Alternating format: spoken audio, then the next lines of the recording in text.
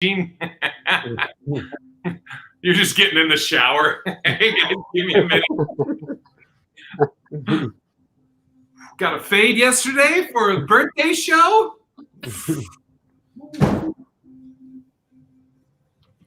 Looking nice. Thank you, Ann. See, Ann is my friend. Kev didn't say anything. Yeah. You all hyped for tomorrow? Oh yeah. Look at this, Kev. Little artwork. We're not here to take part. We're here to take over. And then above that, I have the help wanted. No Irish need apply. Little Nina sign. All right.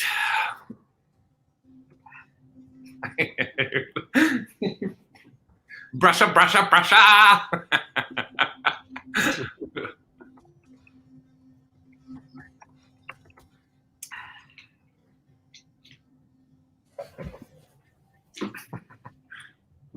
This is the whole show, and we just watch Kev brush his teeth.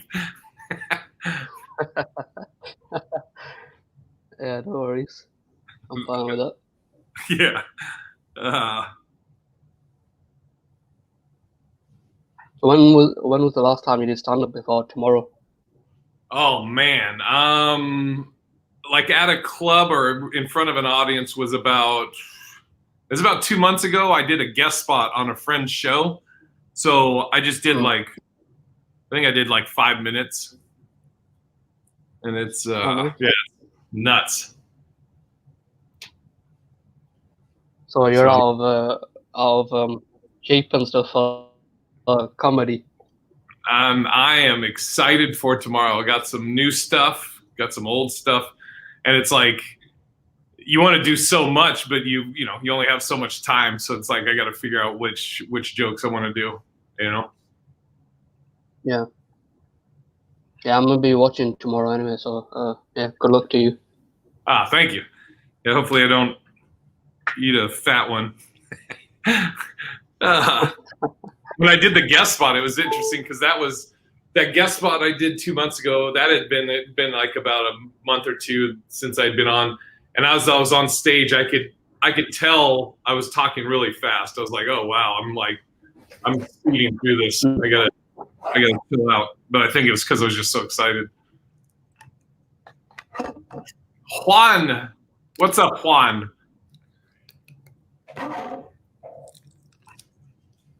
Oh my gosh! I got my grill in. No, I get it. It's just it'd been cool not have to see it. You're right. Do you sound funny when you talk with those? I don't know. You tell me. Maybe when you said "tell me," you tell me. A little bit of a lisp for sure. Gotcha. Yeah, you don't really need it, do you? Let me see you. A little bit. I have an overbite. Okay. Or underbite, one of the bites. Oh, none of your business to ask if I'm going to be hoity tomorrow. Hoity. Fade ready? Ooh. When are you coming in, Jay? I was going to talk to you about that afterwards. I was thinking maybe today. We can talk about it afterwards. All right.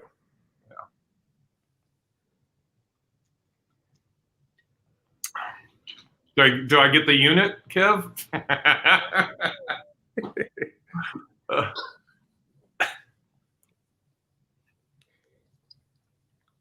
right.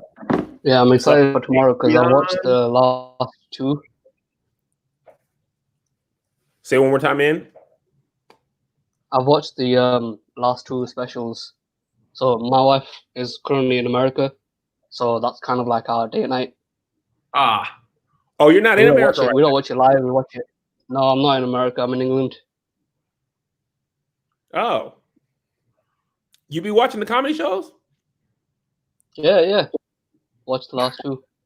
Nice. I'm gonna give it to you. I've never seen you do stand up before. I've always watched your podcasts and stuff like that. I thought you were funny, but I didn't really know how it's gonna translate onto a comedy show. But you're really funny. I'll give you that. You're really funny. Well, thank you. You should see Kev. That in is the. You know, it's crazy. I started comedy. Big Irish Jay was helping me. Nobody even did social media. Nobody was funny on social media. It only mattered how funny you were on stage, and then people followed you on social media because you were funny on stage. And now it works the other way around.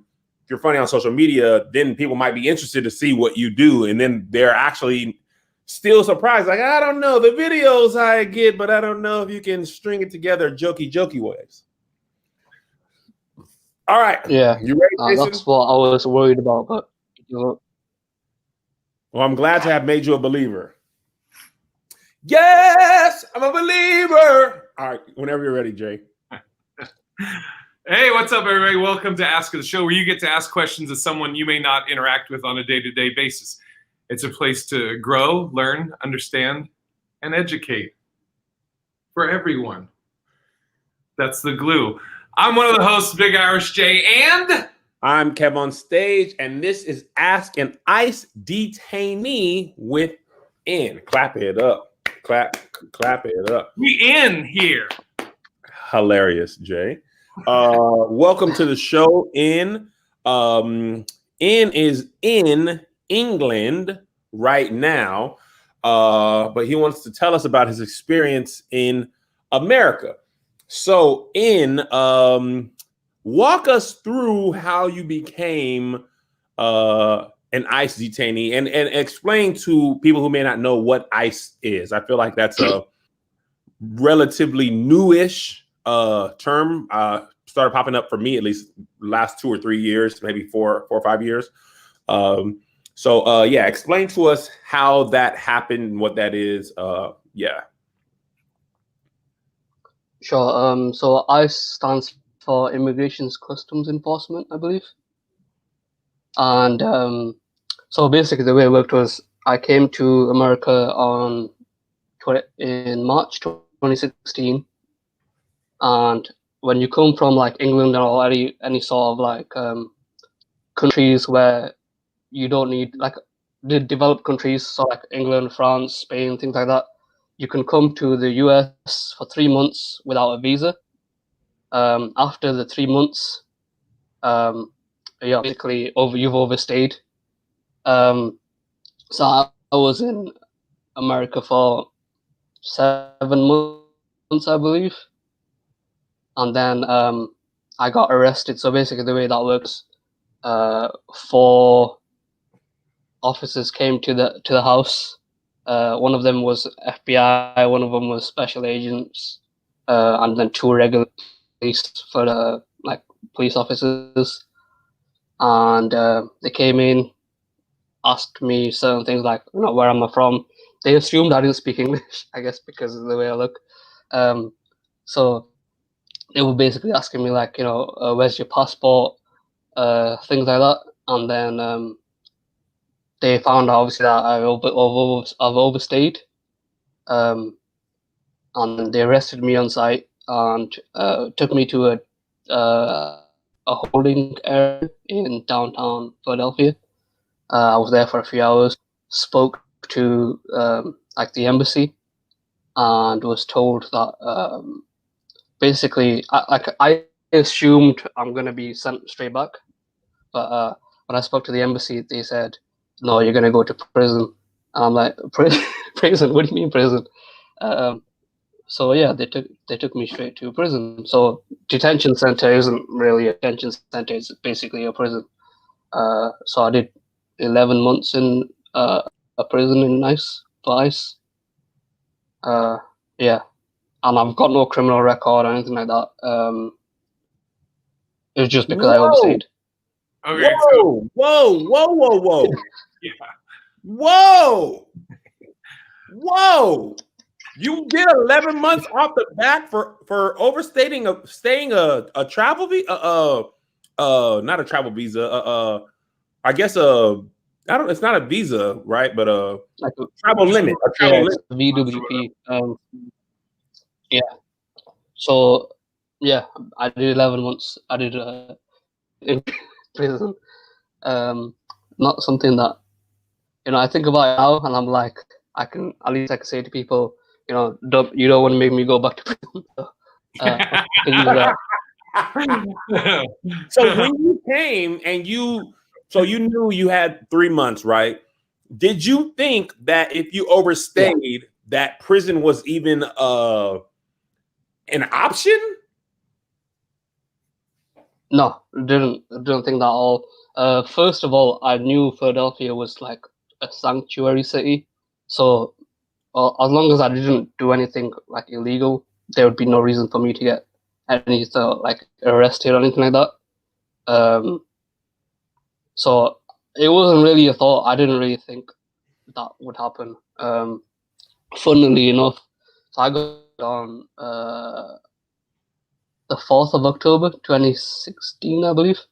And the day before I got arrested, I went to like a store in a different part of like Pennsylvania, and I was looking at like Halloween costumes and stuff like that. And I saw like a orange jumpsuit, and I'm like, should I buy that? And then the next day I got arrested and I got put into an orange jumpsuit. So yeah, you were working in the prosthetic. You were like, should I buy that? No, they're going to hand you one. Don't you worry. You're going to get a freebie.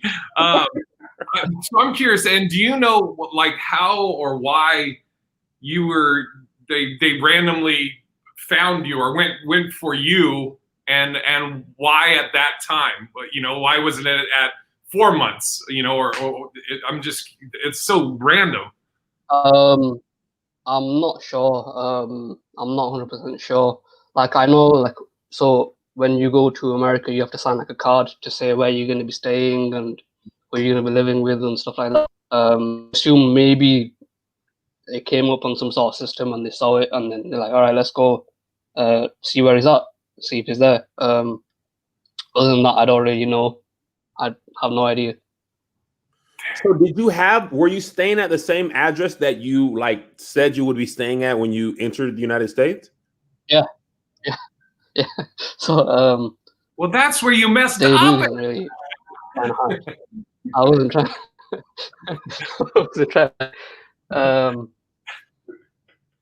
Dang, Jay, you are ridiculous, bro. Okay, so they come in and like, did they knock on the door or did they just bust it open or? So they can't break in because I guess some sort of laws state that because it's a civil matter, it's not like criminal proceedings or anything like that. They're not allowed to enter. You have to get permission to be allowed to come inside.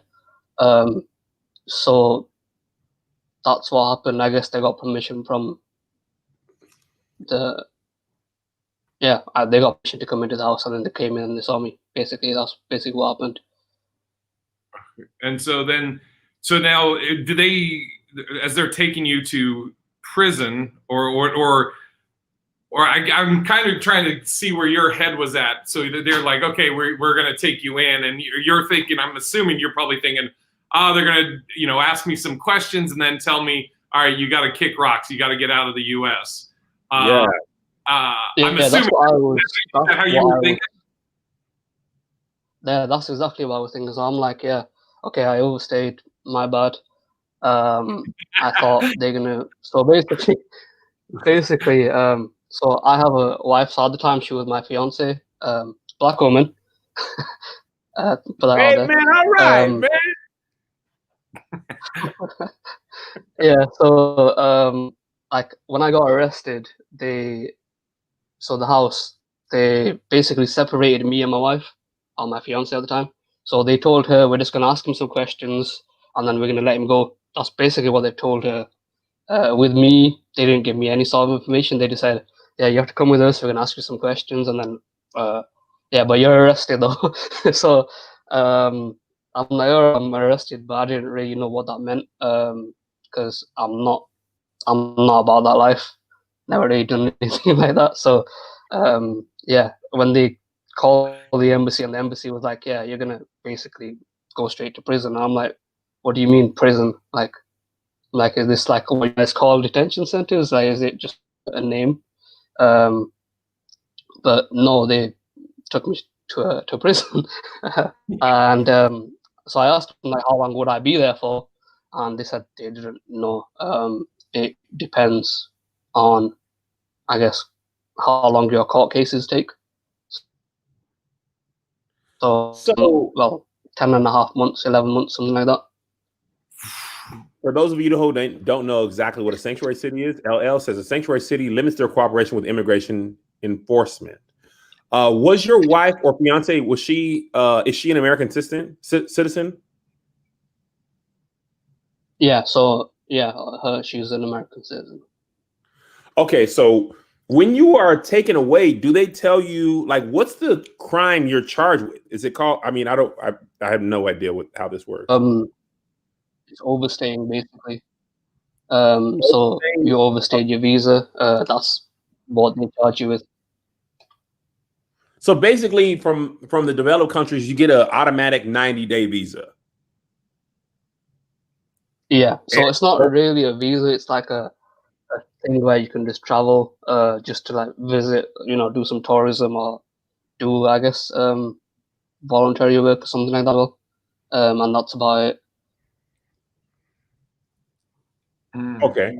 And so you could have technically you could have went back to England for a week and then come back for another 90 days, and would that have started over?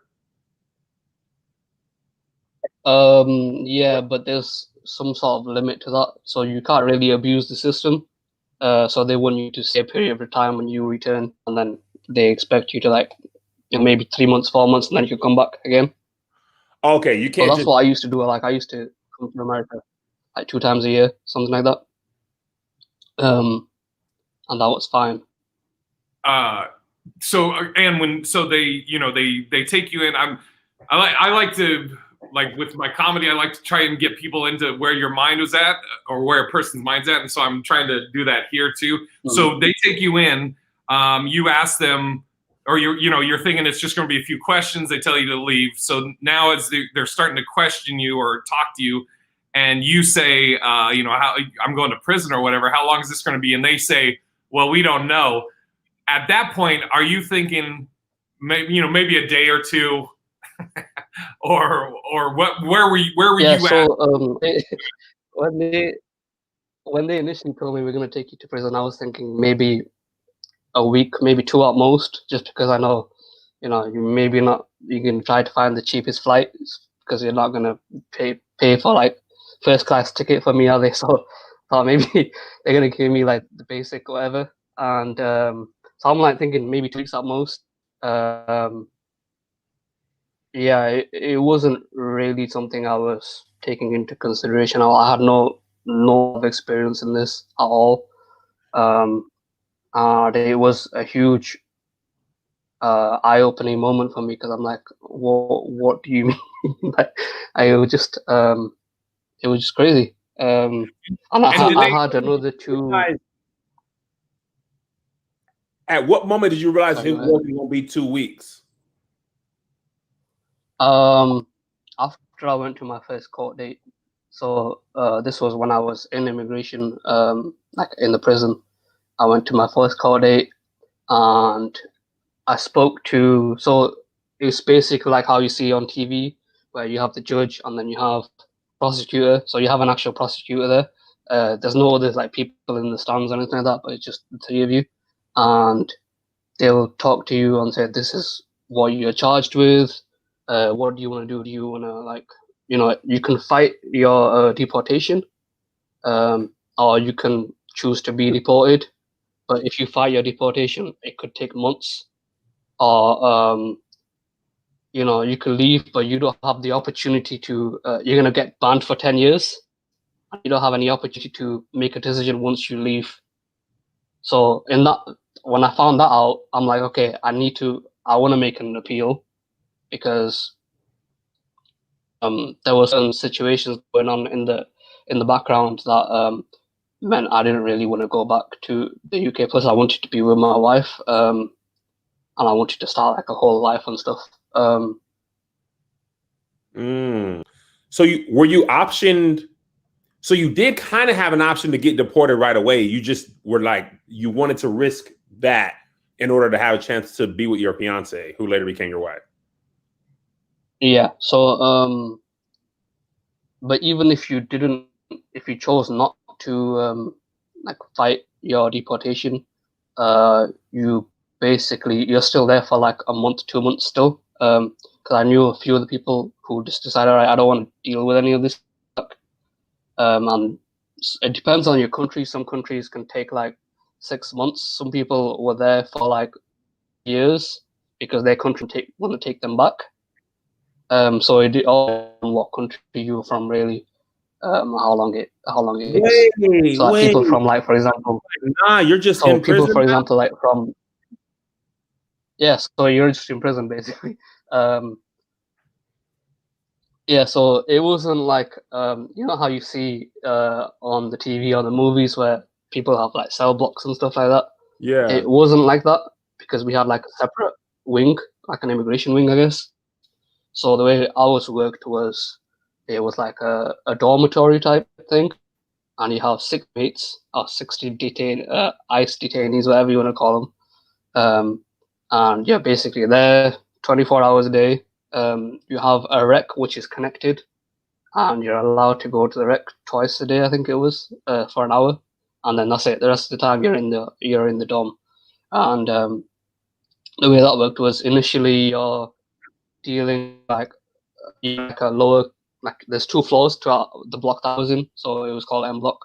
And initially you're in like some sort of like holding dorm type thing until they figure out where they want to put you. So you'll see people there for maybe a few days. Sometimes you see them for like a few weeks. I was there for like 3 weeks, and then they moved me upstairs, which was like my permanent area, I guess you could call it. And yeah, that's what I was doing. So I was upstairs for a certain amount of time. Then I got moved to a different block, and then I got moved to a different block. So that's happening. Okay, sorry, Kev. I was going to say, so when you say, okay, I want to fight this or whatever, at that point, do they tell you, okay, it's going to take 11 months, or is it a thing where they're like, okay, well, we don't know the time, and then is it just a thing where every month you're like, man, it's been another month, and you have no idea when the end date? So the way it worked was upfront they'll be like, okay, your next court date will be 3 months from now. So you just have to wait for the 3 months until you have your court date. Obviously, it depends on how easy it is, because there was a time where, when there was a hurricane in Haiti and stuff like that, it meant more people were trying to immigrate or come to the country. That would delay it even more. So then you go to your next court date, and then you'll do whatever you were doing there, and then they'll be like, okay, your next court date is 4 months from that date, or 3 months from that date, or whatever, like stuff like that. So that's how that worked. So you were doing at a time? Say that again?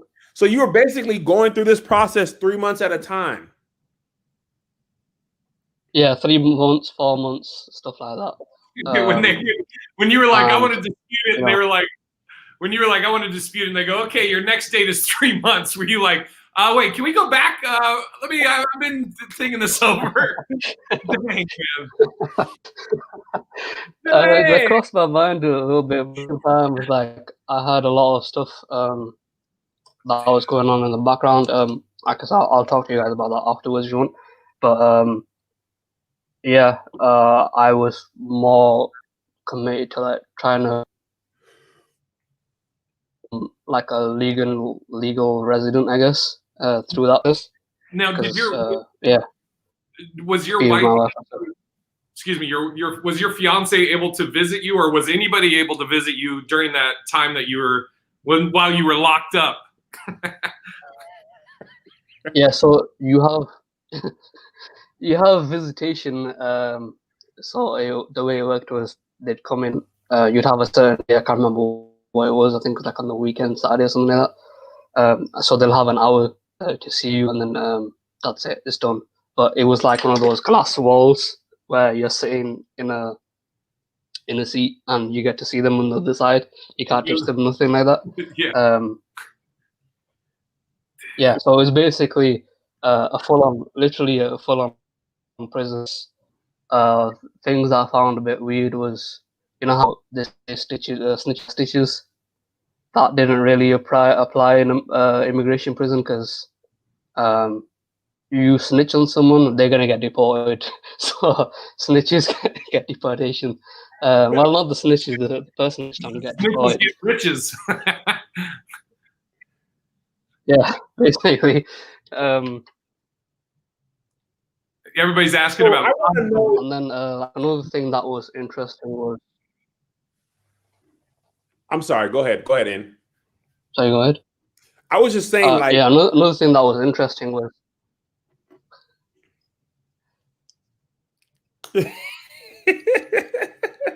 You could go. No, I just want to know, like, you. I think I missed this point. I'm just want to clarify. You were in you weren't in a wing of a prison that was for detainees. This whole system was for ICE detainees. Is that correct? No, so I was in York County Prison, which is, I don't know how many people it housed, but you got like county inmates, you got like federal prisoners, you got all sorts of prisoners, and then you have a separate wing just for immigration. And but when you go to see like the doctor, or you go to church, or you go to stuff, you're going through the actual prison where you see actual prisoners, and you interact with prisoners when you go. So like, say for example, when I used to go to church, you'll be sat down and you'll be sitting with like a bunch of regular inmates. Like, I don't know what the charges were, but yeah, basically with all sorts of prisoners. So there was a bit of like mingling, I guess. But not to say like, even like, so the dorm I was in, you didn't really know what people were there for. So some people had gun charges, some people had like really, really crazy criminal stuff going on, and they're getting deported, but they're in the same block as you. The only thing I guess that would keep people from going crazy was the fact that you're gonna get deported, but it was a bit more relaxed, I'd say. Now, when you go ahead, Kev. No, you go ahead. I was just gonna say, so when you when you would have your the two times you could go to the yard, or I forget what the term, but are you interacting with the regular prisoners? So is that just open for everybody?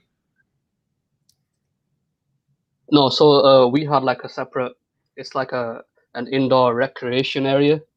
So imagine like a gym, but it's concrete floors, concrete walls, concrete everywhere, and you got like a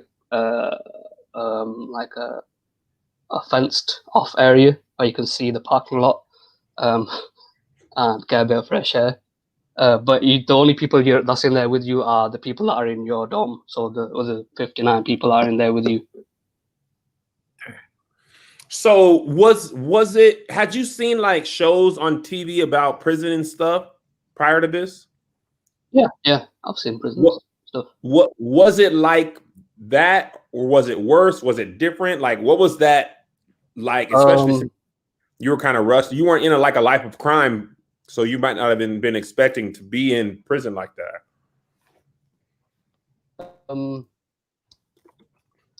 To be honest with you, I'm not sure what I was expecting. I think so.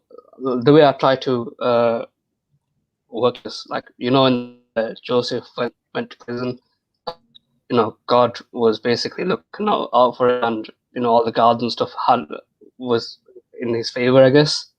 I think that's how it was for me, because I didn't really have any sort of issues. I guess technically I became like a jailhouse lawyer, because I'd be on the computer pretty much all day learning about my own case. So as I'd be on the computer, I'd be learning about other immigration stuff.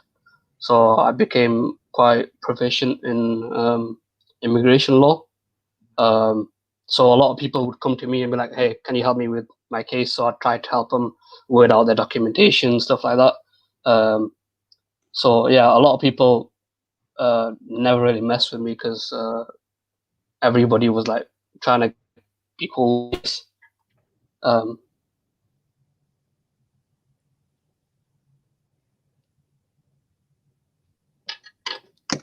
Oh. Oh, I thought you were still talking. I think you're still on the jailhouse internet. Yeah, no, sorry. Yeah. Okay, so walk us through how you like find out you're going to be getting out. What happens at that court date where you realize this one is different? So for immigration, you usually have 3 hearings. So your first one is, this is what's gonna happen, blah blah blah. The second one, you submit your evidence, you need to know why you should be entitled to the country. And then the third one, you explain your situation. The prosecution has a chance to discredit your argument, and they are horrible. They are very, very, very bad. They try to get you up on your own words. They make up things that you have to catch, and then after that, the judge makes the decision whether you're gonna get deported or And- whether you're gonna stay. Sorry, and real quick, Yeah, go ahead. You said the lawyer, your own lawyer, is trying to catch you on your words, or the lawyer? No, not your lawyer. The prosecution. So the DHS side of things, they would try to basically say you're not fit for this country. You type. I'd never had any lawyers, so I was doing it all by myself. So I'd be going in there. I couldn't really afford it, so I had to like do it on my own. I spoke, at length with the immigration judge and then the prosecution, who again, they were horrible. Don't want to encounter them ever again. So bad. They say some of the craziest things just to literally get you off your track. So I don't get it. What is their goal? To, if they catch you up, is it that you stay in this detention center longer, or that they deport you? Like, So, I don't. Oh yeah. What? Okay, so basically the way it works is, the reason they're trying to keep you in prison is because every day DHS pay between $150 to $250 per immigration detainee. So their objective is to keep you in prison, so they get paid. It all comes back to money in America. Yeah. So I don't understand, though, because it's like, I found out. I'm sorry, Ian. I'm trying to wrap my mind around it. DHS pays the detention center for housing you, but don't the American taxes pay to like house you? So are we paying ourselves? What? I don't understand. That side of things, I'm not sure, but what I do know is, like, so for example, regular criminal inmates, they get, I guess, whoever, like, the governing body behind that pays them a certain amount to house them, but DHS specifically pay your county prison between $150 to $250 a day for each person they have. So I remember at one point, the whole immigration side was completely full, so they had to move me and a bunch of other people to a different prison, and they got that up general population, like capacity as well. No, I got moved to a whole different prison in another side of Pennsylvania, because they wanted to house more people, more immigration people, so they get more money basically. And then another thing that was kind of interesting was, so I'd say the best way to do it would be, let's do like a role play, right? So Kev, you, let's say you came to the country from Nigeria, and you got your own life, you got 2 kids, you got your wife, you got basically your entire life, but you're from Nigeria, and you have a green card, right? So you go to immigration because, let's say you had like a DUI and you're in immigration. Now you go to the judge and you ask for a bond. So bond is basically a bail, so to get released before your court date's finished. And you're basically explaining why you deserve to be let out earlier whilst your court case is going on.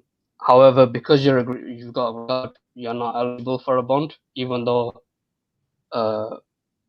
you're not a threat to the people, and you're not a flight risk. But still not, for whatever reason, you're not eligible for a bond. So they'll keep you there. They'll give you, they'll pay the prison to hold you there. But if you were someone that crossed the border from like Mexico, those people who are, I would say, are flight risk because you're coming across the border, you don't really have family members, stuff like that. They would be getting a bond. So their bonds are like 15, 20,000. You pay them out. Okay, you can go out and do your you can do your case outside. And you know how like in criminal charges you can pay 10%.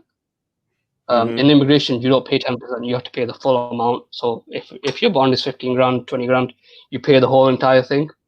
On the hopes that the reason why they do it for these guys is they hope that they run away. So if they run away, the money that they've given is now DHS's. Oh my God! And we can catch you later, and then we're going to hold you and keep you into the prison for 6 months, 7 months, and then we're going to take more money if you like that. So that's how that works. So it was all really about money. That's all it came down to. That actually makes everything make sense. The fact that it's a business model. Now I'm like, oh, you're your body is a product in a sense because someone's paying someone else to keep there, so in their vested interest, and that doesn't even take into account like, were you asked to do work, like create anything or anything like that? Well, technically, you have to be at the prison. So I don't know how it works for the prisons, but that prison specifically, you have to be there for, I think, 6 months before you're allowed to work. And I don't know what sort of work was available. I didn't really consider it. So I don't really know what they did. I'm not familiar with that. But when I was watching the 13th, you have to pay for the phone and medicine and all that other stuff. So there's ways, even if you don't work, there's ways to monetize you in addition to DHS, right? Like, so like for example, if my wife tried to call me, you're limited to 15 minutes a call or something like that, and they charge you. I don't even know how much she would get charged every time I would call her, but it was ridiculous. So I think at the end of it, we probably had like close to $800-900 worth of phone bills just from me calling her.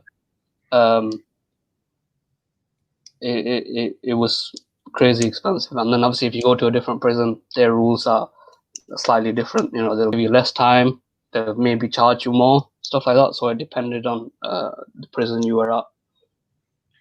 And I had a question. Sorry. Yeah, go ahead. Sorry, I didn't mean to interrupt you. I thought you were done. Sorry, go ahead. Finish what you're saying. So, like, for example, if you wanted to get commissary, if someone put money on your account, they would take a certain percentage of that off the account before they actually put it into your account. And then every time you buy stuff, they'd give you. So, like, you can buy the ramen soup for like $1. For one, it's $1. Ramen? So you got. Yeah, for one ramen packet is $1. $1? And then they got all this. Yeah, so they got a bunch of other stuff. Yeah. So you'd buy a bunch of stuff, and it was ridiculously more expensive than it was outside. That might be the most egregious thing you've said, is that the price of ramen is $1 when people are getting paid 7 cents to work. $1? You could get a McDouble for $1.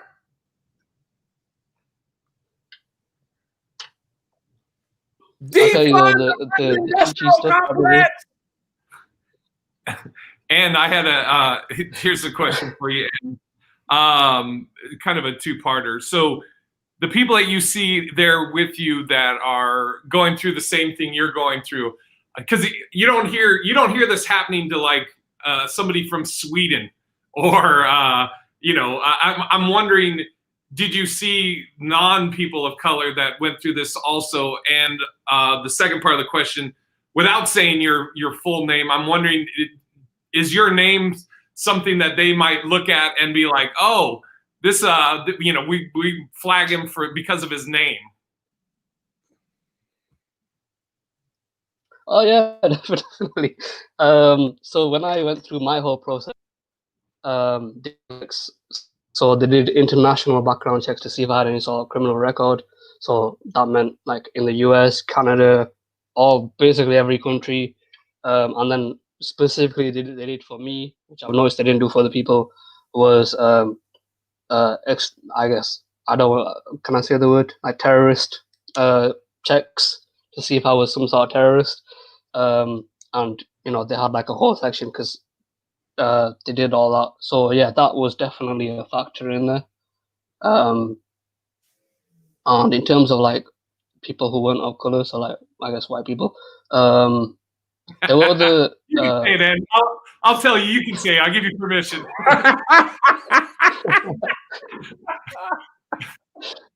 So yeah, there was, so in the time that I was there was two people from England who were white.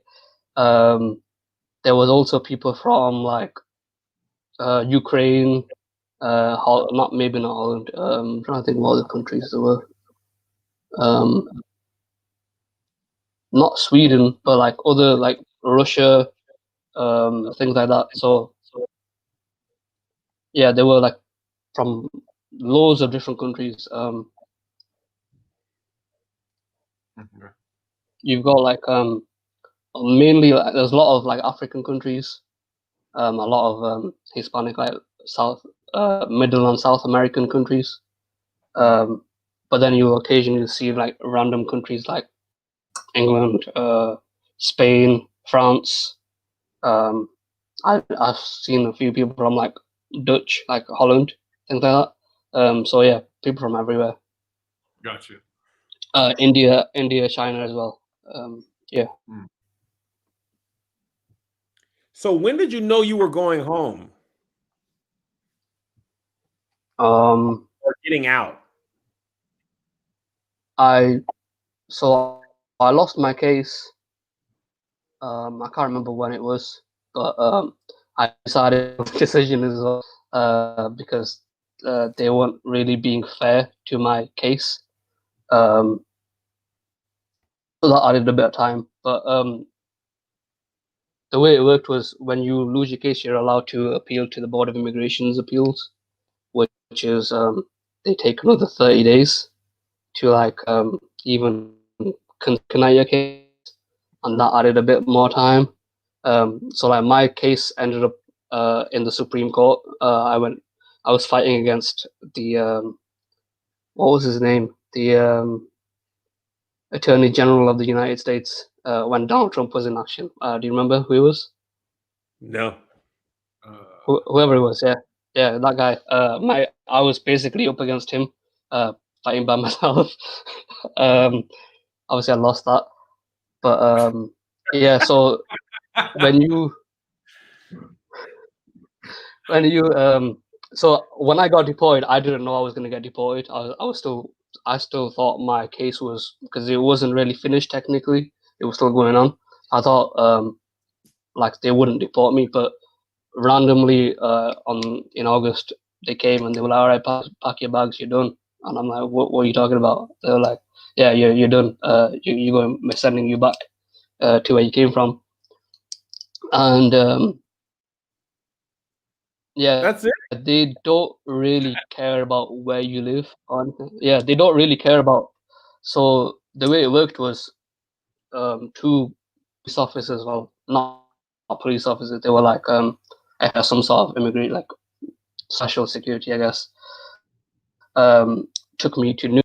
I didn't have to go to security. They basically showed their badge, put me straight through security. I felt like some sort of rich celebrity or something like that because I didn't have to go through no security.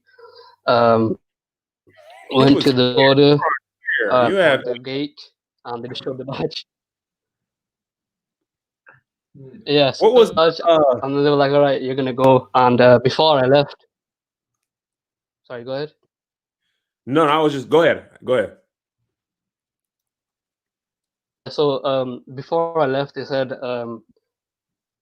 "Be prepared to face police when you land in England." I'm like, okay. And the place that I flew to Heathrow, which is I'm nowhere near. I'm not even from London. So they don't really care. But you're off the country. They don't really care which airport you go to. And they're just gonna drop you off there, and you figure it out yourself. Did you get a middle seat? No, I had an aisle seat actually. They gave me, and yeah, gave me an aisle seat. And every like 5 minutes, they kept looking at me like, "Where am I gonna go? I'm not gonna be able to jump off the plane or anything like that. What do you expect me to do?" So it wasn't too bad. You got an aisle seat, so I mean, all things considered, it all worked out. Jeez. This is a funny question. But K Max said, "Did y'all have country continent games in the in the detention center?" Actually, it wasn't like country gangs. It was like racial gangs. So like so you know how you see like the prison where you're basically your race. Yeah. So you're like, I'm black. A lot of like the Hispanics. Black. Wait, are you black? So, I don't. Nationality? No, I'm not black. I'm technically I'm Bangladeshi. I'm not black. Man, I thought you was with us. Kev, we're all one. No, we ain't, Jay. Did they think you were black because you have you look light skinned? I didn't know what you was. When I initially came, I weighed about 180 pounds. I had long hair. I had like my beard, but it wasn't really kept. And I came with two Mexican guys. So when I came in, everybody assumed I was Mexican. There's three so they started Mexican talking guys to me in like Spanish and stuff, and I'm like, yeah. So they're like, I don't understand anything you're saying. So they were like, where you from? So I'm like, I'm from England. They're like, and so because I told them I was from England, they were like, oh yeah, we have another guy from England here. So they would introduce me to him. He believed I was from England. And like when I went to have like medication and stuff, the guards would shout out things like "Medicina para locos," which is like medicine for the crazies, I guess. That's what they would say before they would hand out medication to the inmates. And they would always ask where I was from. And I've had people say like France and all sorts of stuff like that. But yeah, like, what was the question? So they were giving you the wrong insults. Like, yeah, I'm not even Mexican. All right, you nigger. And no, then I did this thing. Jeez, Kev. I did. You know how prison be, bro? People got to classify you to make the insult you correct. We don't know the racial slurs for people from Bangladesh. We're like, what? I thought you was from England. You came in there, the gangs were like, you banging? And you're like, I'm Bangladesh.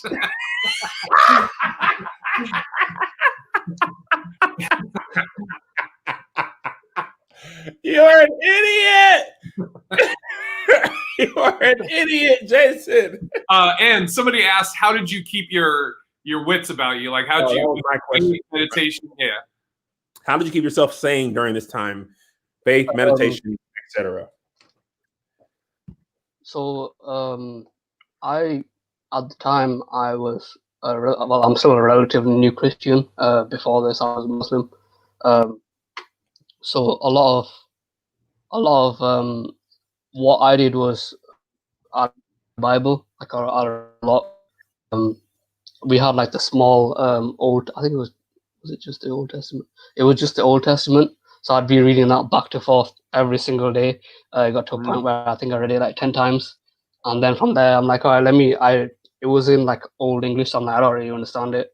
So let me get a different version. Started reading different versions. A lot of prayer, and in general, I would help a lot of people out with like their legal work, even though I don't know what other people's situations were. So like some people didn't know how to speak English. So I'd help them write legal documentation, stuff like that. People used to we used to watch was it Game of Thrones? We used to watch Empire. Or like any sort of like I don't know why I found that so funny. We used to watch the NBA finals. We watched that NFL games. We used to a lot of I learned how to play spades. Hey! I'd play spades. What about hearts? No. Oh! So I learned how to play spades, and I can play like the aces high or joker deuce, both. You're black now, and I don't care what you went to spades, you're now black again. You're Christian, you play spades, you're Christian, bruh. You're stupid. You're basically like my uncle now. And another thing about popping, we'd play a lot of Uno as well, and it would kick off in Uno because you get the reverse. Like, hey, where you from, boy? What?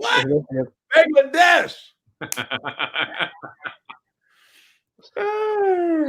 And we used to make some fire food. Like it's a thing called chichi.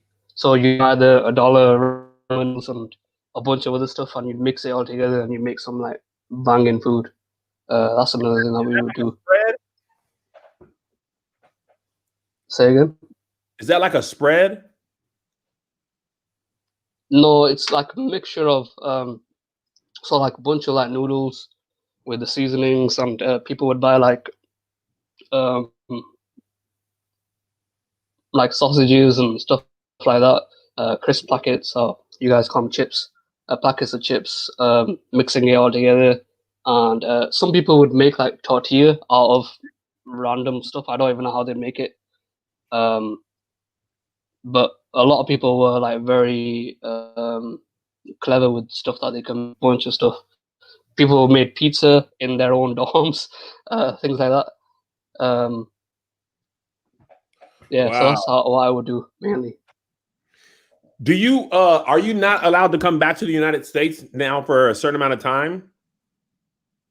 So I was banned for 10 years, so that was like what, 3 years ago now, I think. Yeah, 3 years ago. But when I went back hearing, the judge said that I can't make like an appeal, or get like a waiver, but I'd need some sort of experienced legal professional, because we wouldn't be able to do that ourselves. And that stuff's expensive. Can't really afford it. But after the 10 years, I'm back as well. In the United States. Say again? Is your wife in England with you now, or is she in the United States? No, my wife's in America still. Philly. My wife's in Philly. In where? Philly. Oh, Philly.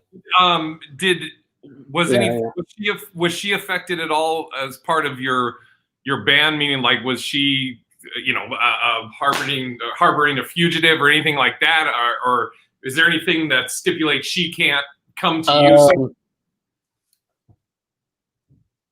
No, so nothing happened to her. She just think like that on her side. She could come to the UK. She's been here 4 or 5 times now. Yeah. So there's no repercussions on her side. One of the questions asked way back, like towards the beginning, basically the question was, why did you overstay your 3 months, or could you have checked in and been like, hey, I'm still here, to kind of circumvent them coming and getting you, so to speak? So there was issues going on at home, which I don't really think I would want to talk about right now.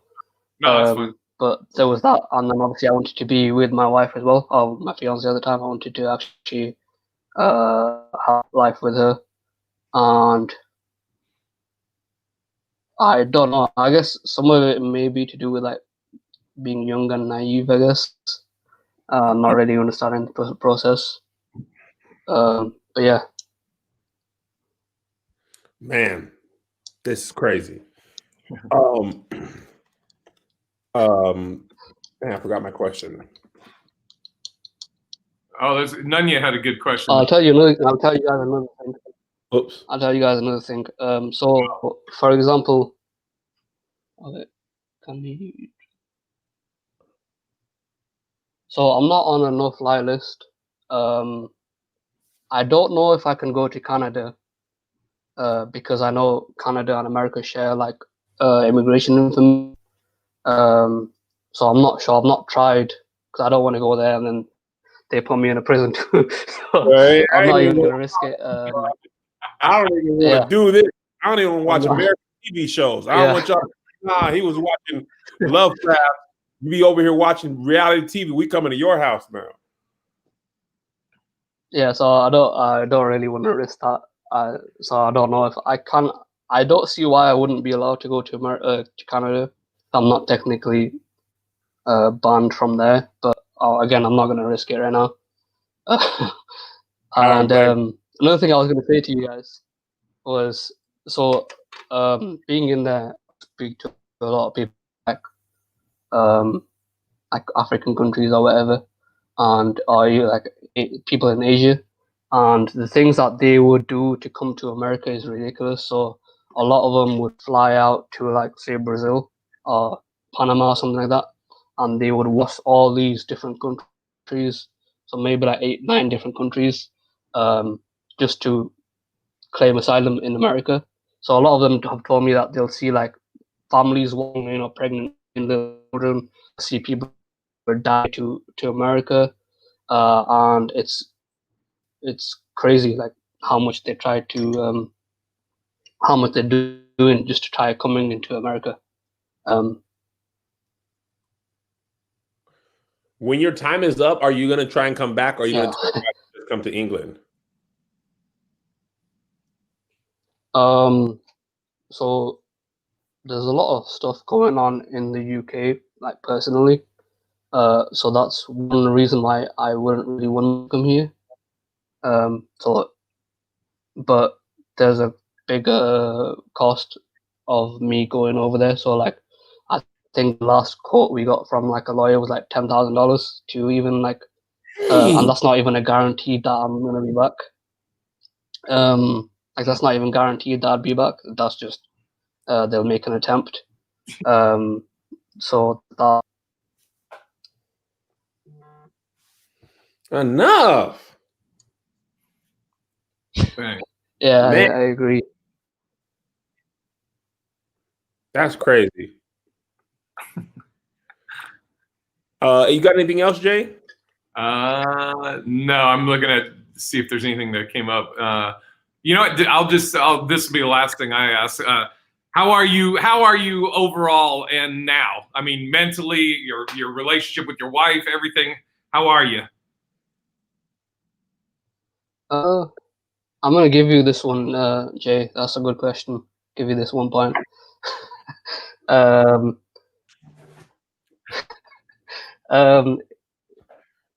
gonna say, so when I initially got out of prison, I used to get a lot of like flashbacks of like, just randomly waking up at night and in hot flushes stuff like, oh, I'm not, leave me alone type of thing.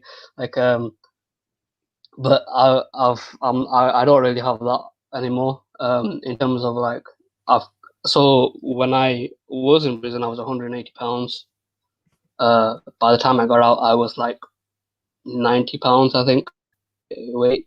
And now I'm back up again. Yeah, so I lost a lot of weight because the food they give you is horrible. They say it's supposed to maintain your weight, but it doesn't. So when I came out, I was really malnourished, I guess. I'm doing a lot better. I'm a lot heavier now. Trying to lose weight. But Right on now, other man. than Love that, yourself. yeah, I love the skinny in me. Not gonna lie. I don't know. I can't really because of the whole COVID situation. Like I've been made redundant. I'm unemployed now. I've been unemployed since end of June. So yeah, I'm trying to hang in there. I guess I think my wife. We try to talk every day. Because of the time difference. Because it's like 5 hours. She's 5 hours behind. We try talking every day, but she does work and stuff like that. And it's difficult, but I know God will make a way. Yeah, ball shot. Well, I appreciate you, Ian. Thank you so much for coming on and chopping it up with us and sharing your story and really enlightening us. I didn't have any idea about how this worked, and you really shown me a lot. So I appreciate it greatly. Thank you. Yeah, no worries. All right, we'll let you go, bro. Thank you. Stay black, Ian. Yeah, take care. Thanks. All right. Thanks, Ian. That was crazy, Jay. Dude, that's nuts. That was tough to ask and everything because of the connection and the delay. But dang, man, that's. I sent the link to the next person. She hasn't come in yet. All right, go ahead. Just pick your teeth on the camera. That's cool. Jeez. Yeah, man, I don't think I'm going to put it in when I have to talk for long periods of time because I already got a lisp, and this does not help. I never really. I mean, somebody commented and said you already had one, and you're saying it, but I never really noticed. No, it's there. You just don't really care about me, and you don't listen to me when I talk. What'd you say? You don't really care about me? It was a joke, Kev. You said I didn't listen, so I asked what you said. You're so funny. You're so bad. I can't wait for tomorrow. God, I haven't seen you do stand up since. Dude.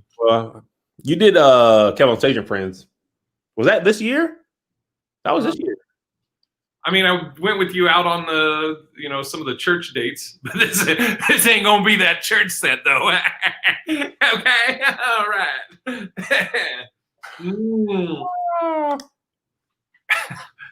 I'm amped though. It's my anniversary, my comedy anniversary. It's 10 years, you said?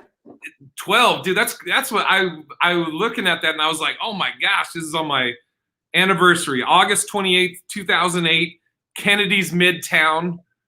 And Scotty Lombardo brought me up. This won't be on I can swear a tiny bit, right?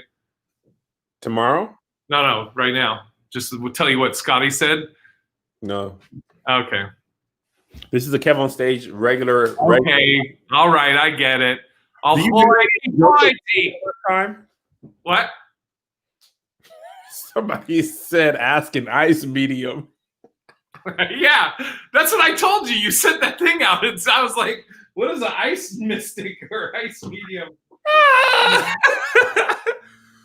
Do you remember any of the jokes you did that first night? Oh yeah,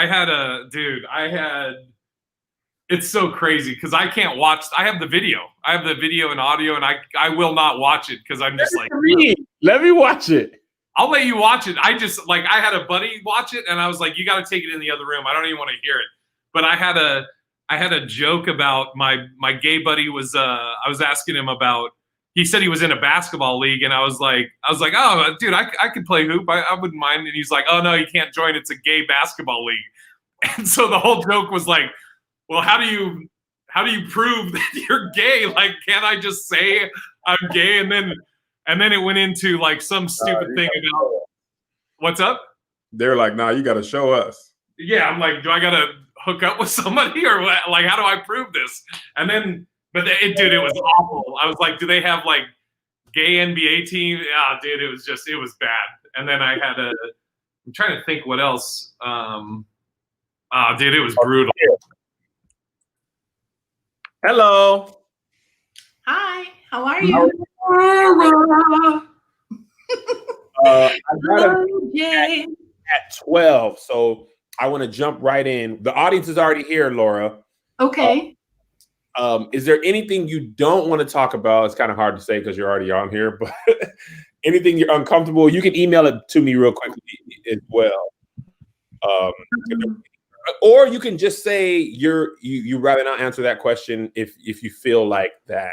We just want to give you the opportunity to be like, nah, I'm good.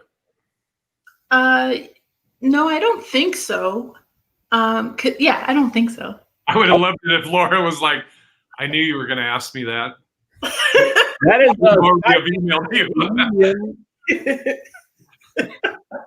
all right. All right. You want me to start it off? Oh, Kev, you're muted. What'd you say? You want me to start it off? Yeah. It's the ice. It said ice before medium. Yeah, that was just a mistake. It was. Okay. I don't know. Okay, I just wanted to clarify. I don't. Because you cool, Laura. You just okay. Technical difficulties. Ice cold. All right. All right, I'll start. You ready? Yeah, I just wanted to be clear. I don't know. I'm not that. She's like, what do they think I do? Like, I do ice sculptures. Start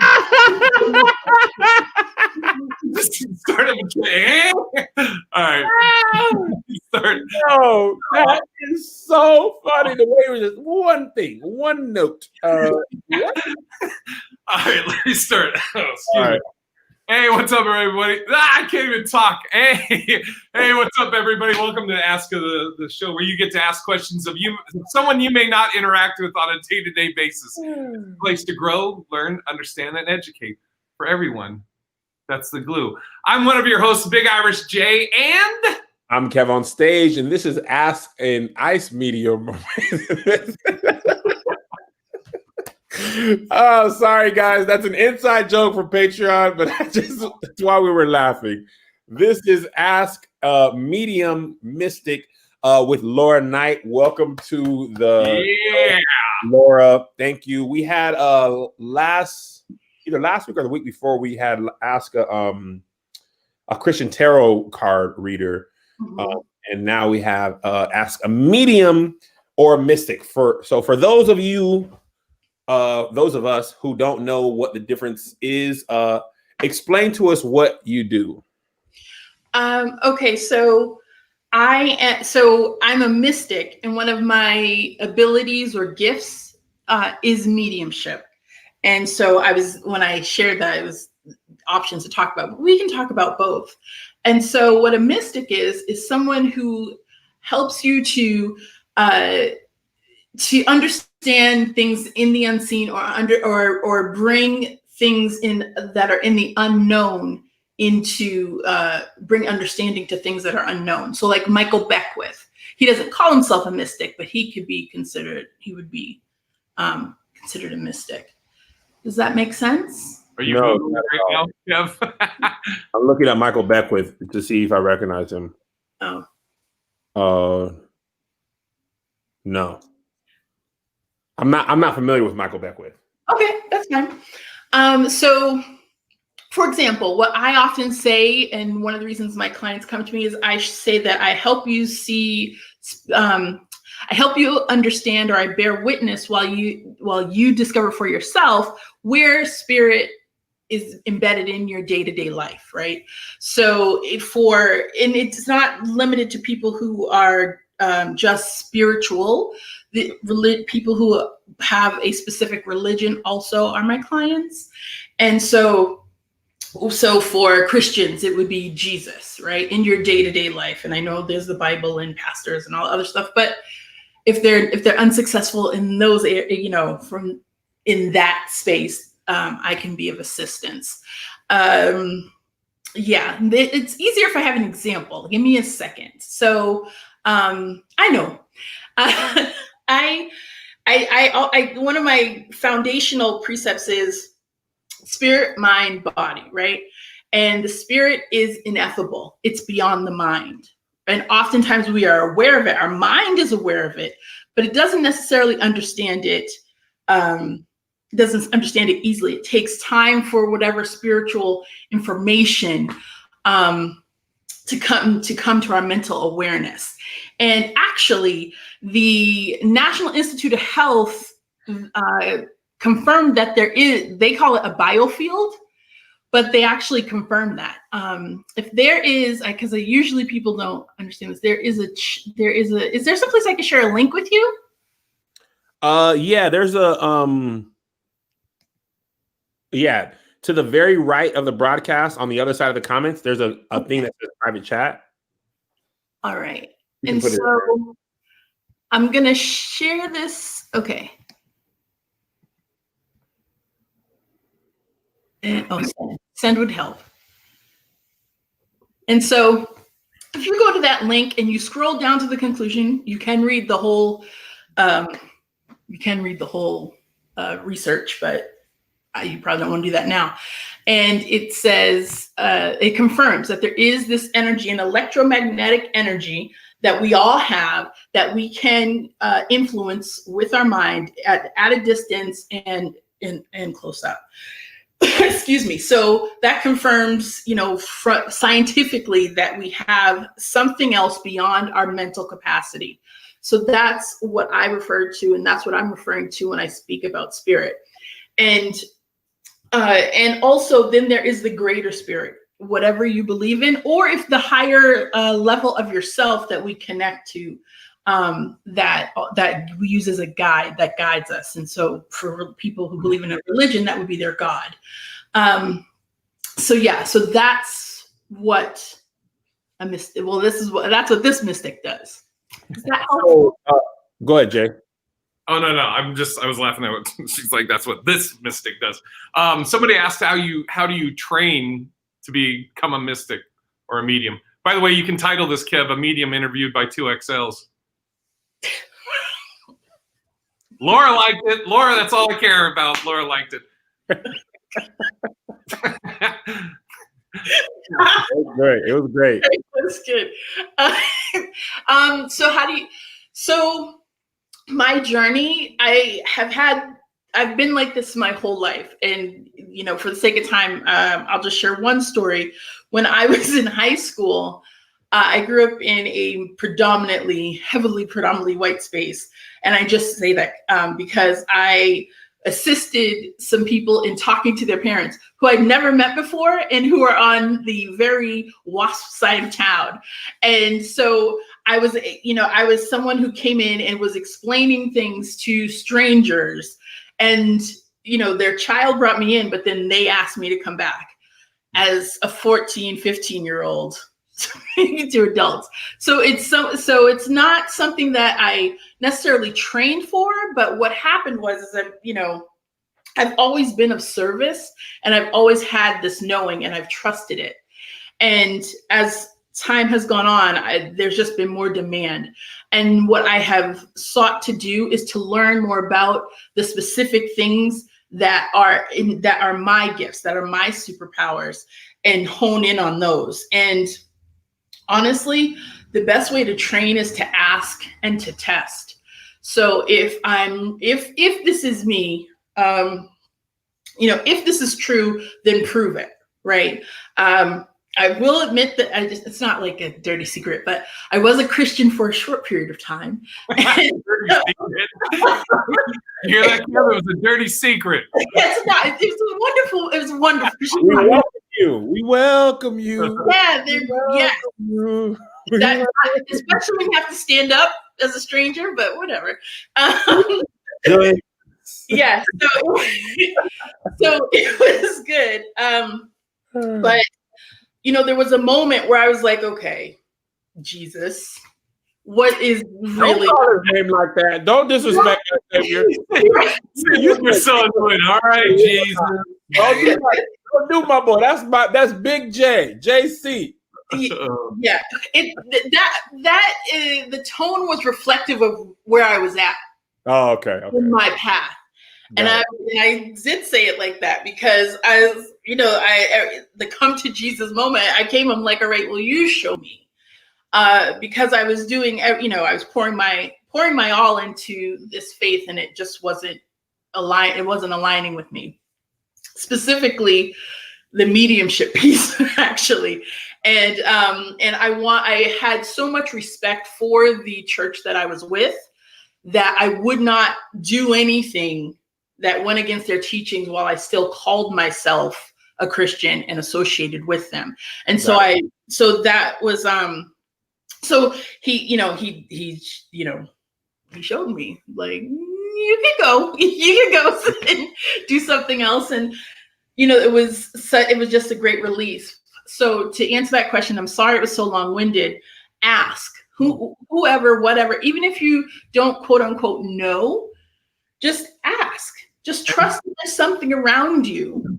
And Laura, you mentioned when you were explaining this, I believe you said my superpowers. Is that how you refer to your gift, I guess you'd say, and yeah, is and that's how you view it? Sometimes, not all that. I just see it as an is. Everyone has, specifically like with, let's say, mediumship, everyone has something that's special to them. Like everyone that's on the planet right now is needed for whatever reason. Some people are high frequency, some people are low frequency, some people can navigate up and down. All of that is necessary. All of that is equally of value, right? And so I will think of it as superpowers because I love myself. However, I don't project that out to the world. So So I'm aware I'm like everybody else, but yes, I do think I have superpowers. So walk us through what it's like. Somebody comes to visit you. Is it like a shop or a building you work out of? It's on the phone right now. So nobody's coming. So so it depends. It depends where you're at on your journey. So for me, I have one-on-one clients, and I had a space that I was renting. And at the moment, I've been traveling and speaking a lot because I've been focusing on the intersection of spirituality and race. And so I have stepped back from mediumship all the time as my core thing, but that is my foundation. Having said that, you can start at fairs, and mediumship is connecting to a discarnate spirit, a spirit that is not within a body. Psychic is connecting is connecting to living people, right? And connecting to the energy in living people. So along the journey, oftentimes you start out doing psychic work because a good psychic is a great medium, because it's less about the energy that it's just like we're meeting new people. It's about ourselves and how we know ourselves and how we interpret information. Does that make sense? Did that answer your question? Okay. What's the term when you said a connection, when you're making a connection? A link. A link, sorry. All right. When you're making a link, have you ever linked with an evil spirit or some bad energy or something where you're like, yikes, I need to get out of here? I personally don't believe in evil. I believe in balance. So if there's a high vibration, then there's a low vibration, and I am okay with all of it. Having said that, have I brought through loved ones that had I met them in person, I wouldn't give them the time? Yeah, absolutely. Because my job is to be of service to my client, the person sitting there. And so it's not about me.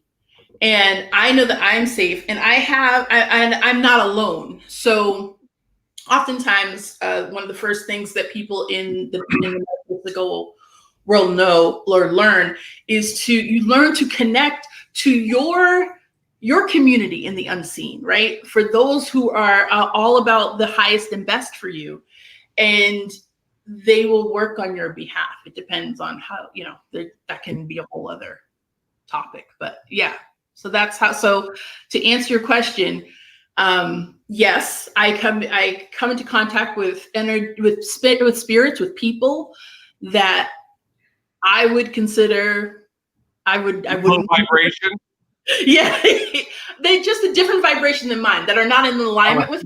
That's gonna be my new insult. Low vibrations. Yeah. So that are not in alignment. I do come into contact with people and spirits that are not in alignment with me.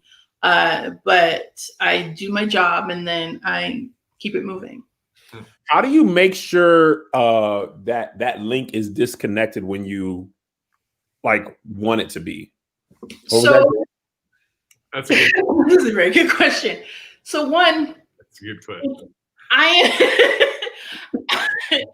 It's not my person, right? So it's someone else's loved one. There's no reason for them to stay with me. And so if you think of it like any relationship, if you're just meeting someone and you're literally just interpreting, I don't have that deep of I have a link, but it's not a deep connection. So for me, it's easy to just say, all right, thank you and goodbye. Because there are people who come through for people who they don't want to hear from. And I have to be able to unlink from them, respectfully and shift and connect with who they're actually looking for. How do you make that link? And forgive my ignorance and don't take it as an insult. Like, if I want to call Jay, I dial, his phone number and he answers. Like, in this realm that you operate in, is it by touching the person or, you know what I mean? Like, how do you go out and Alexa? Yeah. So first of all, it's not just me. It's a three. So in one-on-one sittings, it's a three. In every sitting, actually, it's a 3-person process. It's the sitter, the client, and it's the client, the spirit, and the medium. Always, right? It's that triangle, and they're calling them in. And it depends, and you call them in, and then I go up to meet them, and I just bring through whatever I can interpret from them. So, and how do I become aware of that? Again, we were talking about senses. I'm just gonna say that. I was about to say unpopular opinion, then I realized it's your show. Unpopular opinion is everyone's a medium. If you're interested, if you want to, everyone has these abilities. It's just like if you think of an athlete, they have this. We all can play basketball. Some play much better than others because they have innate ability. That's their gift, their superpower. Same thing here. My sensitivity is greater, but especially with family and friends. First of all, family, their DNA is literally running through you right now. Right this second. And since we know energy cannot be created or destroyed, at the moment of physical death, there's still something there, right? Right. And so, and because we know energy is not stagnant, and you have part of their DNA, the connection, you're already connected to them. There are other things that are maybe impeding that, and so I often help people with that in my session. So you're basically, I was gonna say you're like this kind of is like this. I was gonna say you're the tool. You're like the phone, so to speak. Exactly. And then now, so that may then answer the other question I had, because I was gonna say, do spirits ever contact you when you're not with a client, so to speak? Yes. Yes. So off work. Yeah. It's about boundaries, right? So you think about walking through a crowd and someone's coming and trying to get your attention, and you make a decision whether you're going to do something or not. And then people, there's an intelligence there. So once and I had to develop that intelligence myself with my own abilities. So I had to develop the ability to say no and not give in. I was having a test. I was going to get a license for something, and I was sitting. You sitting for a licensing test and you're reviewing the work, and this woman comes in and she sits down, and her sister sits right beside me, and I was like, nope. I'm focusing on this, not at all. And so what I have done over the years, as I said, if you get them to mention you 3 times, I'll say something. And long story short, she did. I was heated. And so, but I did my job. I honored, my word is my word, wherever you are. And to a complete stranger, there was a way to get a message to her. And that, I trust it's on them, if a spirit's coming to me to do something for a stranger, because I don't do ambush mediumship. So I didn't say, hey, I have your sister here, da da da. She did the majority of the work. Again, I was the phone. And you just had to get her to pick up the phone, to initiate her. So the spirit's job was to get her to initiate with me. So that's interesting. How was that? What was that conversation like? Let me think. So what happened was she was studying too. She's, nervous like the rest of us. And I was like, nope, because I was so sure. I'm prideful and I'm petty sometimes. And so I was confident that is literally that wasn't going to happen. And so the woman had mentioned, oh, my sister would have helped me. I was like, whatever, that's one. And then she said something else to the room about her sister. We nodded. I was like, there's no way anything else is going to happen, because I'm about to get called to go in here. And then that was it. And then she had dropped something. And I said, oh, you dropped, it was a piece of jewelry. And she picked up, she said, oh, my sister gave it to me. And I was like, and so then I decided. Oh, fine then. You're like, time to clock in. Yeah, not all this is something to be clear about. Not all mediums are spiritual. I happen to be on a spiritual path. Not all mediums are spiritual. And so, and we're human. And yeah, I was annoyed, but I got over it, did my job, and then went back to my test. Ooh. K-Mac had a great question. Do you drink and or smoke? If so, does that enhance or inhibit your ability? No, I've been trying to. I've not ever done any of those things. Now this is taking us more into like holism in my personal path more than spirits, but it depends on where the type of mediumship. And what I mean by that is culturally, there are different mediumship is approached in different ways. So mainstream, which is, the Anglo influenced mediumship, absolutely not. There, it would be poor form. It's unprofessional. And so then in other cultures, marijuana is a spiritual medicinal. So no, I've not used marijuana because I've not needed it. And I am while you're doing a session. Say again? Is this like something you don't do at all, or just when you're going to do, if you're I don't actually do it. I've been drinking. Yeah, I had a drink on my birthday and then a few years before that. So I don't drink as a thing for myself. You don't partake of the spirits for the spirits. Yeah, there's a little phrase that don't do spirits with spirits. Oh, really? Yeah. And because what it does is the alcohol is a suppressant, a neurosuppressant, right? So your mind is not at its peak. And the mediumship that we're all used to seeing is called mental mediumship.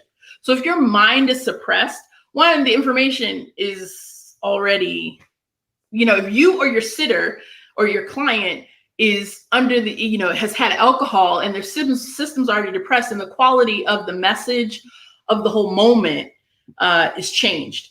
Marijuana is different. Ayahuasca is different. Peyote is different. And those, it's about intention and really being, it's, again, about how developed your senses are and the intention that you have going into it, that affect that. Somebody had a great question. Has a family member of someone deceased ever asked for help to solve a crime? Oh, I've had it. Yes, I've had sitters come and ask me about, yes. I've had sitters come, clients come and ask me about their family. The way I work is, though, you can't tell me anything. So you come in and you sit down. And then the first 15 minutes of our time together, we confirm that I am able to establish a link, right? Otherwise, there's no sense in doing this. So I give unrefutable evidence that I couldn't possibly know, and you are certain that you are connected to your loved one. And then we go on with the reading. And so, yes, I've had experiences where people have sat down specifically for that. And there are groups of mediums who collectively do that work.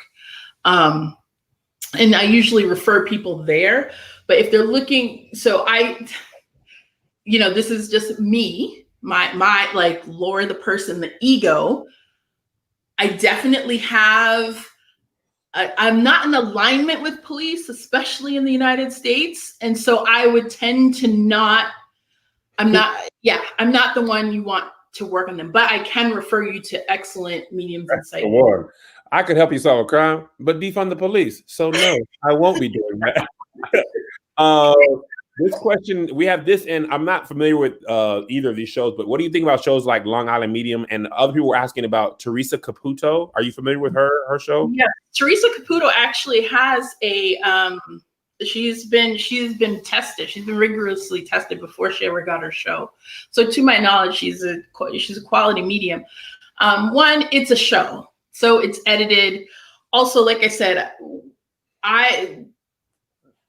what she does can be considered, and there's no judgment from me, ambush mediumship, where so you're not expecting it.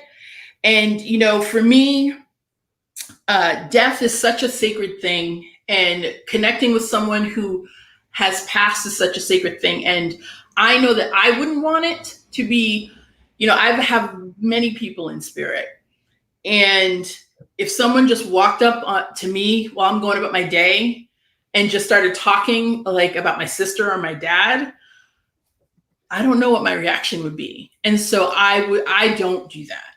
And like I said, with the woman there, I didn't say, hey, I have your sister here.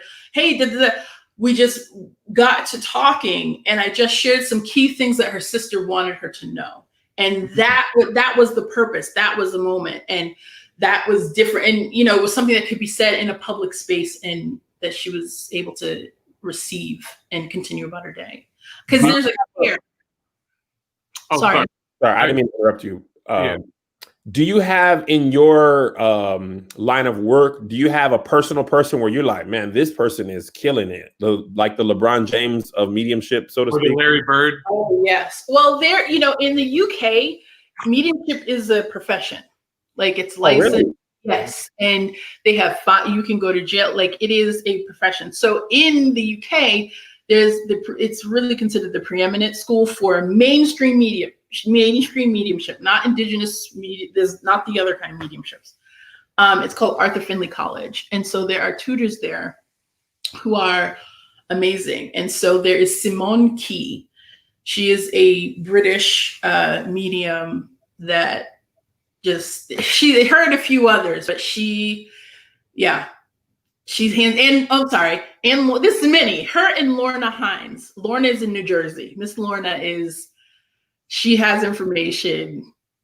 You go to Miss Lorna, and I feel we're friends. You come to me and Miss Lorna, you have to know that your stuff's gonna come out. And that's another reason I don't do on the street mediumship, is because each person is unique. Just like everyone has a specialty, mine tends to be heavy stuff, right? Excuse me. I had a client who was the last person that a group of friends spoke with before they were in an accident and passed, right? And it just, so it was deep, and it's, there's layers to the work that the clients that I tend to attract. So Miss Lorna, she is phenomenal. Just some of the information, and I don't get read by her because she goes too deep into my business. Here's a question for you, and maybe get you some work. With COVID and everything, can you do a reading virtually? Yes, I prefer the phone because honestly, I was in another place like a few minutes ago. And then I was like I'm technology, I'm clicking buttons. I was on Zoom. I was all the place looking for you guys. So I prefer the phone because I know how to use it. I can press button, numbers and someone will be on the other line. Like, so yes, you can do mediumship. It's about energy, right? And so it's about connecting to those energies. And if you have someone who is trained enough, who's done this long enough, they're linking, excuse me, just like your phone, just like the tower finds your phone, same thing, right? We link to your energy, we link to their energy, and and more specific than energy, it's more like frequency. We link to their frequency and we're able to do it. And how do you, oh, okay. Yeah, there you go. Have you ever been very wrong or called out during a session? No, because once what happens is if I get a no, I go back and check it. Because there's so many things, and this again, it comes with training, right? This is what, I really take pride in this and I really want to get this right. So if it's a no, I'm going to sit and figure out at the first no, what happened. So if someone keeps saying no, then I'm wrong. Something's off and we have to go back and fix it. So I don't get called out because I'm calling myself out at before there's even an issue. So no. Do you, kind of along the same lines, okay, what if, or have you ever got someone that they didn't like what you were saying? Maybe it's 100%, right? Yeah. People are like, yo, what? Yeah, people that come to link with their loved ones, and then some people come and they have a message pre-written in their head, or some, it depends. What I mostly get, honestly, are people, how do I say this? Are people who may have, there's unfinished business and the person may have a specific outcome they may be wanting. And there's a way then there's a path for us to get to where they're wanting to go, but it doesn't start out, it may not be the words that they're expecting. If you have a preconceived idea, then that's in your mind, that's your expectation. And, there's an openness to this work as the sitter and as the medium. And so whatever is being said, the willingness to take it is the expectation. Not take it as an accept it, but if it's accurate and if it's true, then saying yes to it. But yeah, I hear stuff I don't want to hear all the time from my family. All the time. Yeah. My father was just talking to me about moving. I didn't ask him about that. I asked him about a car. He's talking about me moving. Yeah. So in the spirit realm? Yeah, my father's passed for a while. Yeah. You don't be scared? Okay. So You don't be scared? My father? Oh no, I love my dad. In general. No. Do you be like talking like, Daddy, I ain't talking about that. No, stop, I gotta go to work. Or be like, like, is it like that? It depends on who I'm speaking with. My dad is my heart. And so I'll tell you, sometimes I feel freer since, I feel like physically, I can't get the pap. So I may be a little fresher now since since my parents transitioned. But I have friends who've passed. And yeah, like if my keys are moved, I'm like, don't move my keys. If you've moved my keys, it may be me, but it's probably not because I have a basket. Laura, they be moving your keys? Oh, the store. Yeah. That's so. My first thought would be like, like my mom passed, and I wouldn't want to be like bringing a girl back to the house, and my mom all of a sudden dials in. It's like, so what's going on here? I'll be like, I'll call you back. Do you?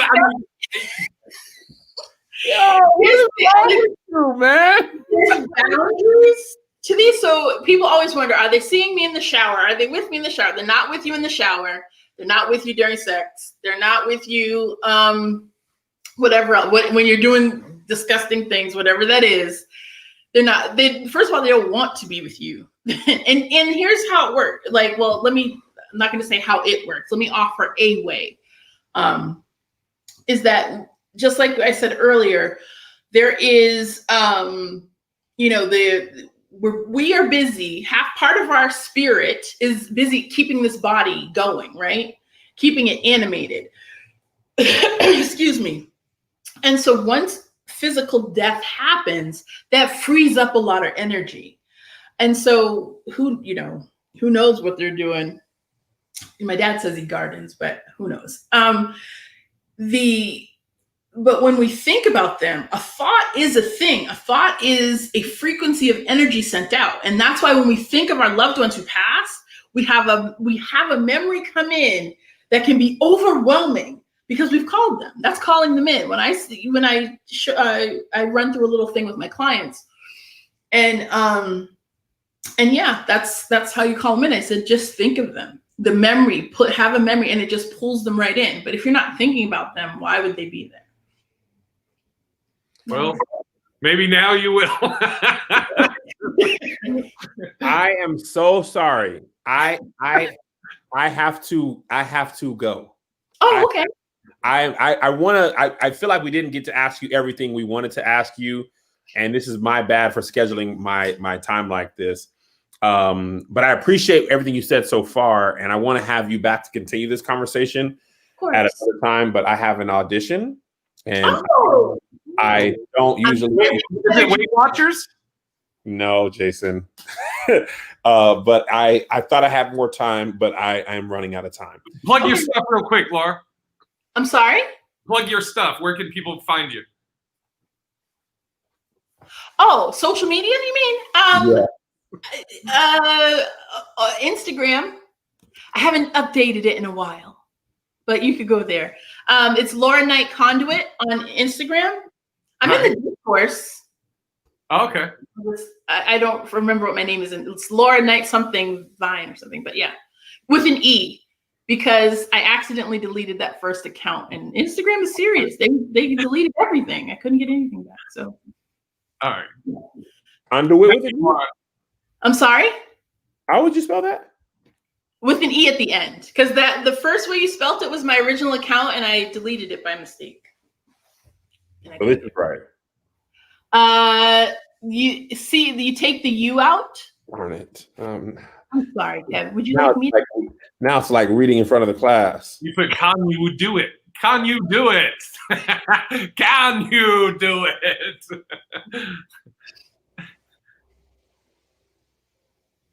There. Yes, perfect. Okay. Thank you guys so much. We will reschedule you to continue this conversation at the appointed time. God bless you. God keep you. We'll see you at the conference. Likewise. Bye, guys. Bye.